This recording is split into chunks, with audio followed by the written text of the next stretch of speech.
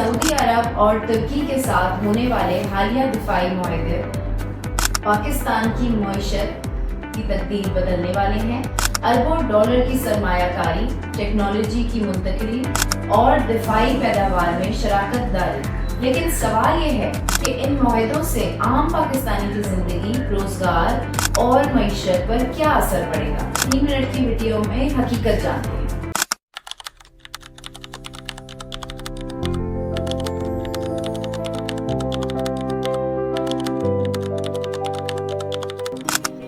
جی السلام علیکم۔ وعلیکم السلام سر۔ ویورز، تو آپ کو سب سے پہلے یہ سمجھنا ہوگا کہ ترکی نے ڈرون ٹیکنالوجی، جو کہ ان کے کافی نامی گرامی ڈرونز ہیں، جس کا نام ہے بیراکتر، اس کے نام سے، اور پھر کان ایک لڑاکا طیارہ ہے، اور بیراکتر تو باقاعدہ ٹرائیڈ اور ٹیسٹڈ ہیں، جبکہ کان جو لڑاکا طیارہ ہے یہ تقریباً آخری مراحل ہے، اور یہ ایک دنیا کے ترین طیارے ہیں اس میں سے ایک ہوگا۔ تو اس پہ کام ہو رہا ہے، اور جو ڈرونز ہیں، ٹرکش ڈرونز ہیں، وہ دنیا میں اپنا لوہا منوا چکے ہیں، اور بہت سے ممالک اس کوشش میں ہیں کہ ان ڈرونز کو حاصل کیا جائے۔ تو پاکستان کی بھی اس میں دلچسپی ہے کہ ترکی کی مدد سے پاکستان اپنی دفاعی انڈسٹری کو مزید آگے لے جائے۔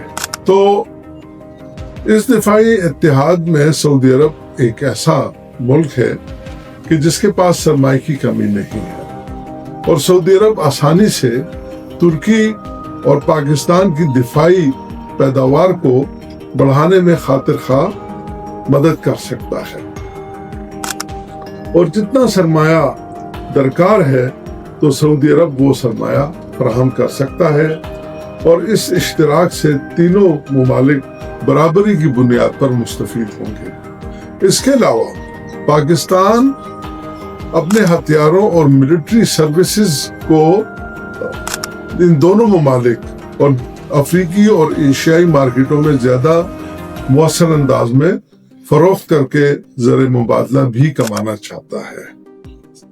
تو جناب، مستقبل قریب میں پاکستان، سعودی عرب اور ترکی اس کے 3 بڑے اور فوری فوائد حاصل کر سکیں گے۔ نمبر 1، ان کا مغربی ممالک پہ جو انحصار ہے وہ کم ہونا شروع ہو جائے گا، اور مستقبل قریب میں امریکی یا یورپی جو سینکشنز لگتے تھے پاکستان کے اوپر، اس کا خوف بھی کم سے کم ہو جائے گا۔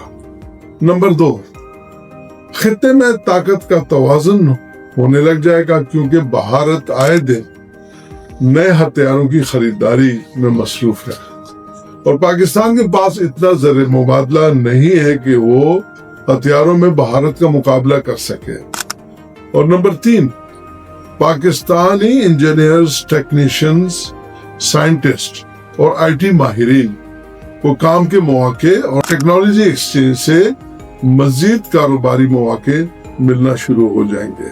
تو کیا اس طرح کی سفارت کاری میں کچھ مفت بھی ملتا ہے؟ کیا اس سفارت کاری کے کچھ بڑے خطرات بھی ہیں؟ جی بالکل، اس میں کچھ تحفظات بھی ہیں اور کچھ خطرات بھی ہیں۔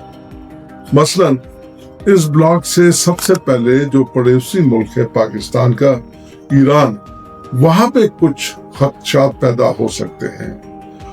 تو سب سے پہلے پاکستان کو اپنے ایرانی تعلقات کے ساتھ انتہائی باریک توازن برقرار رکھنا ہوگا، تاکہ سرحد پر تناؤ نہ بڑھے اور دونوں ممالک کی دوستی میں دراڑ نہ آئے، کیونکہ دشمن ملک اس کا بھرپور فائدہ اٹھانے کی کوشش کرے گا، اور اگر یہ بلاک امریکہ یا نیٹو کے مفادات کے متوازی کھڑا دکھائی دے تو پھر بھرپور خطرہ ہے کہ امریکہ اور نیٹو ممالک عالمی مالیاتی اداروں کے ساتھ مل کر ہماری پریشانیوں میں اضافہ کر سکتے ہیں۔